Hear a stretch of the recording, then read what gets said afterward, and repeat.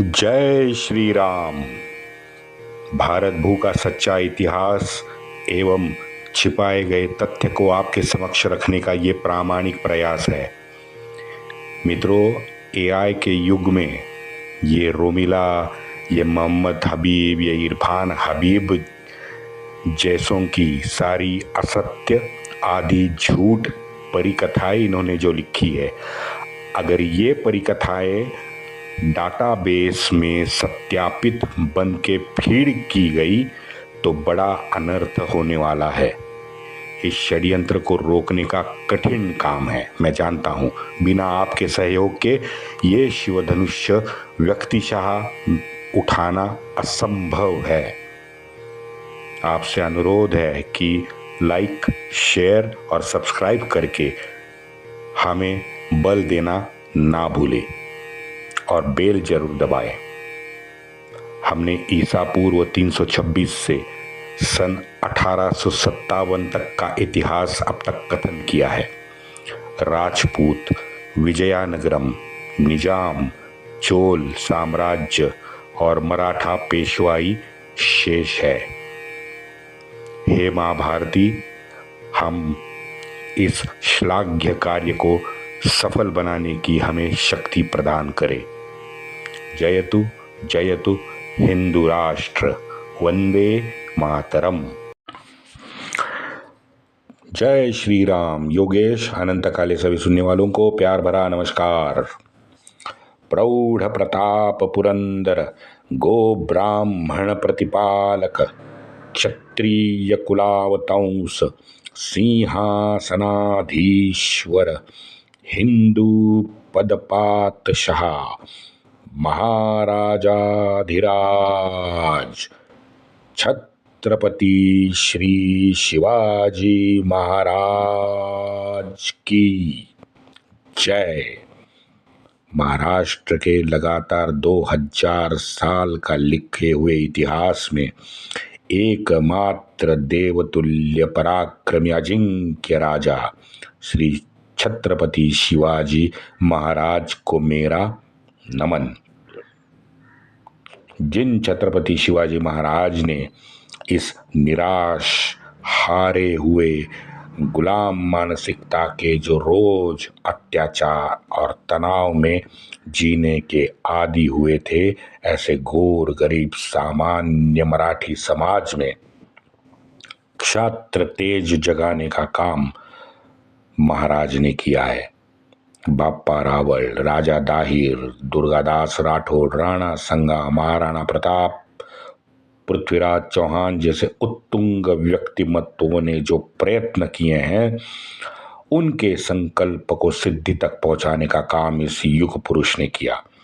पिथौरा महाराज यानी पृथ्वीराज चौहान के हिंदू राज्य के सन 1192 के लुप्त होने के बाद लगभग 550 साल बाद हिंदवी स्वराज्य की स्थापना महाराज ने की। नेतृत्व तो स्वयं महाराज का ही था, लेकिन अकेले से कुछ नहीं होने वाला था। अपनी दूरदृष्टि और दिव्य दृष्टि से उन्होंने जिन शुद्धात्माओं को महाराष्ट्र से अपने साथ एकजुट किया, वो बड़ा अद्भुत है। इन सभी महापुरुष, सरदार हो, मावड़े हो, सैनिक हो, इनका संपूर्ण समर्पण इतिहास में हमें गवाही देता है। हमें यहाँ कहा जाता है यथा राजा तथा प्रजा, लेकिन इस युग पुरुष के संकल्प से प्रभावित होके महाराष्ट्र के हर क्षेत्र से बहुत सारे शुद्धात्मा महाराज की सेवा में ऊपर पश्चिम महाराष्ट्र के घाटों के ऊपर आए। उनमें से ये एक नाम था विसाजी पंत भट्ट और इनके पुत्र थे बालाजी विश्वनाथ। मित्रों, आक्रांता सीरीज में जब औरंग्या को भगा भगा के मौत के घाट उतारने वाली मराठे फौज की विजय गाथा मैंने कथन की थी, तो उस वक्त बताया था कि ये विषय मुगलों का है, तो कंटिन्यूटी मुझे कायम रखनी थी। और उसी लिए मैंने उस वक्त भी बताया था कि भाई अभी जो ऊपर मैंने जितने भी महापुरुषों को उल्लेखित किया है, उनका पराक्रम मात्र एक ये एपिसोड, 2 एपिसोड यानी 15-20 मिनट, 25 मिनट, आधे घंटे में समेट लेना ये मुझसे हो नहीं पाएगा, क्योंकि इन सभी महापुरुषों की हिमालय से ऊंची भव्य दिव्य पराक्रम गाथा को सीमित रखना और उनके कर्तृत्व का मैं अपमान समझता हूँ। लेकिन आज से, जैसे मैंने आपसे वादा किया था, हम इतिहास जानेंगे पेशवाओं का, जिन्होंने अपने जीवन में एक भी युद्ध नहीं हारा, ऐसा अजिंक्य बाजीराव पेशवा। लेकिन इस महान महापुरुष को इस भांड बंसाली ने कैसे पेश किया? मात्र एक आशिक बना के पेश किया। कितना शर्मनाक है मित्रों, हाँ? शर्म से आंख झुक जाती है मेरी। मात्र संगीत, लौंडियों का नाच, स्त्री का शरीर और सुंदरता बेच के ये पैसा कमाने वाले कराची वुड वालों ने और उनका साथ देने वाले हमारे गुलाम हिंदुओं ने अपनी ये गुलाम मानसिकता हमें गत 70-80 साल से बार बार दिखाई है। वैसे जर जोरू जमीन, ये त्रैसूत्री, मैं आपको भी पता होगा, मैं बार बार कहता हूँ, जर जोरू जमीन, काफिर की प्रताड़ना करके जीवन व्यतीत करने वाली ये सोच है ना, ये आज भी हमारी ये नालायक भ्रष्टमती के गुलाम हिंदुओं में आज भी जिंदा है, और कराची वुड वालों में तो पक्का जिंदा है। महापराक्रमी कर्तृत्ववान राष्ट्र प्रेमी महापुरुषों को लौंडियों के पीछे लगा के उनका अपमान करना, ये हीन मानसिकता कराची वुड वालों की पुरानी बीमारी है। कासिम से लेके ये बहादुर शाह जफर तक ले लो, उसमें से सभी, मैं कह रहा हूं सभी, कोई भी चैलेंज कर दे मुझे, सभी के सभी नशेड़ी, LGBT लवर्स, बच्चेबाजी में माहिर, लालच, असूया और मोह से लबालब भरे ये अवगुणी नालायक मोमिनों को महिमा मंडन करने के लिए कुछ बैलेंस रखना इन कराची वुड वालों को और भांड वामपंथियों को आवश्यक था। और इसीलिए हमारे सभी महापुरुषों का अपमान इन्होंने बार बार लगातार जहां भी चांस मिले आज भी कर रहे हैं। चलो विषय पे आते हैं। बालाजी विश्वनाथ भट्ट। मित्रों, ये हमारे भारत भू का दुर्भाग्य है कि हिंदवी स्वराज्य संस्थापक श्री छत्रपति शिवाजी महाराज के पौत्र को औरंगा के मरने के बाद मात्र अपने अंदरूनी परिवार में आंतरिक लड़ाई करनी पड़ी। ये पहला दुर्भाग्य है। और दूसरा दुर्भाग्य है कि शाहू महाराज ने औरंगा के मरने के बाद तुरंत 1708 में एक मुगल इत्तेदार के रूप में अनुदान प्राप्त करके महाराष्ट्र के गद्दी पर बैठना उनको जो पड़ा है, ये कितनी शर्मनाक बात है, ये कितनी शर्मनाक बात है। लेकिन हमारा विषय है बालाजी विश्वनाथ भट्ट। शाहू महाराज का साथ अत्यंत ईमान से और निष्ठापूर्वक बालाजी विश्वनाथ ने दिया है, और इन्हीं बालाजी विश्वनाथ के पुत्र बाजीराव ने आगे चल के इतिहास रचा। वैसे बालाजी विश्वनाथ कोंकण के श्रीवर्धन क्षेत्र से, श्रीवर्धन कोस्टल लाइन पे आता है और लगभग 160-175 किलोमीटर मुंबई से दूर है। अब उस एरिया में जंजीरा किला भी है।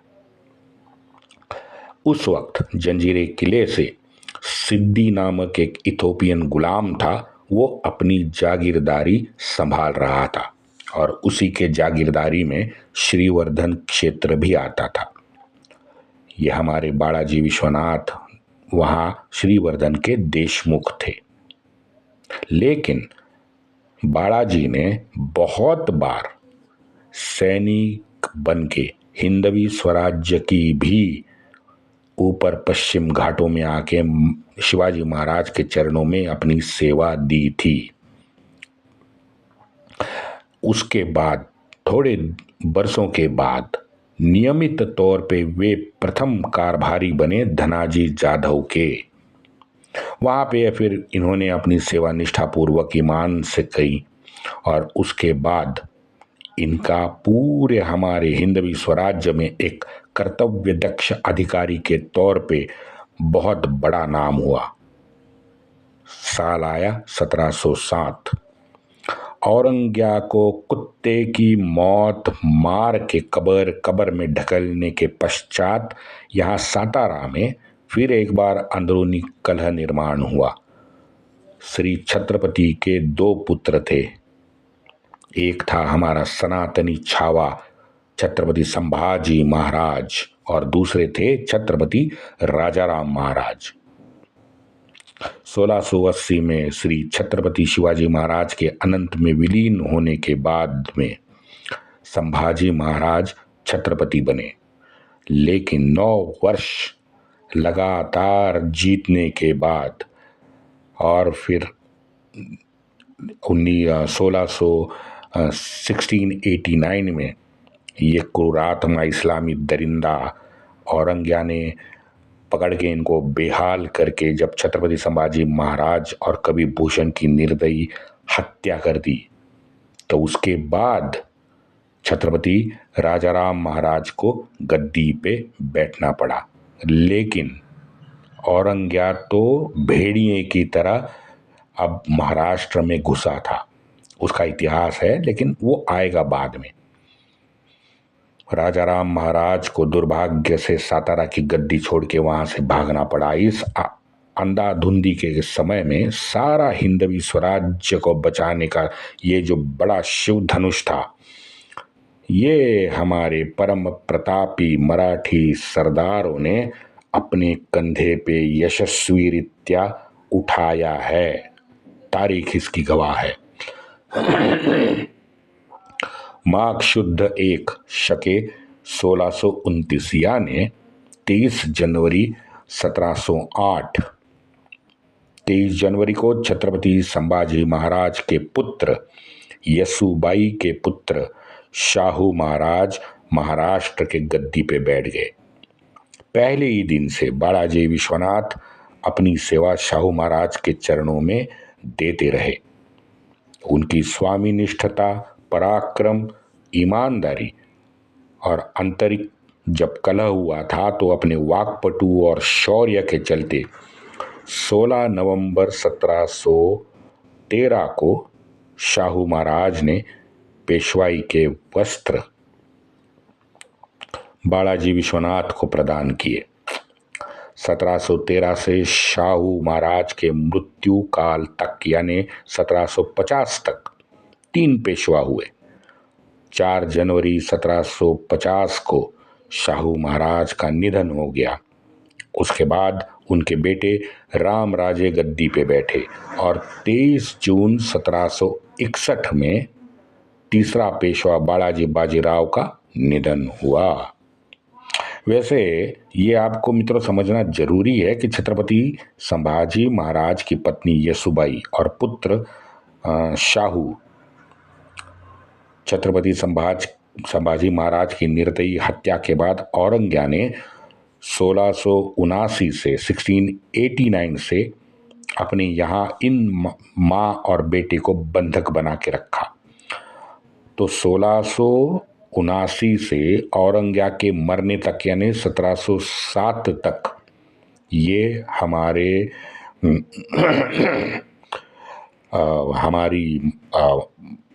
क्या कहेंगे उसे, श्री शिवाजी महाराज की बहू और उनका पौत्र मुगल के पास ही रहे, जहां पूरी तरह से इस्लामी वातावरण था। तो यही इस्लामी वातावरण का ज़बरदस्त तरीके से प्रभाव बाल शाहू पे पड़ना स्वाभाविक था। शाहू महाराज अपने जीवन में बहुत सारे इस्लामी रीति रिवाज का पालन करते थे।